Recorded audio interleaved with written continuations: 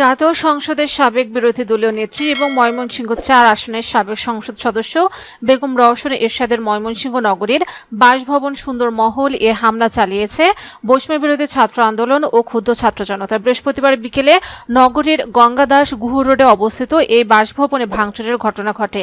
এ সময় বিক্ষোভকারীরা রওশন এরশাদের বাড়িটিকে দালাল মহল ঘোষণার দাবিতে স্লোগান দেন। স্থানীয় সূত্রে জানা যায়, গত ৫ আগস্টের পরবর্তী পরিস্থিতিতে রওশন এরশাদের সুন্দরমহল একটি কুটুমবাড়ি নামের রেস্টুরেন্টের কাছে ভাড়া দেওয়া হয়।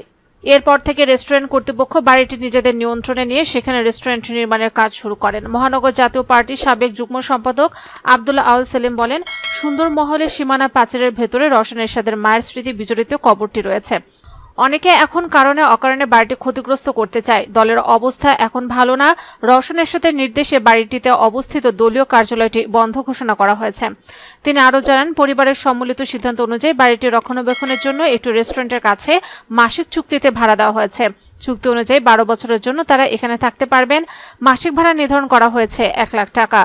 আজ দুপুর ৩টার দিকে বৈষম্য বিরোধী ছাত্র আন্দোলন ও বিক্ষুব্ধ ছাত্র জনতার একটি মিছিল নিয়ে সুন্দরমহলে যায় এবং রেস্টুরেন্টের নির্মাণ কাজে বাধা দেয়। এ সময় উত্তেজিত বিক্ষোভকারীরা নির্মাণাধীন রেস্টুরেন্টের দেয়াল এবং বাসভবনের ভেতরে প্রবেশ করে বেশ কিছু আসবাবপত্র ভাঙচুর করে।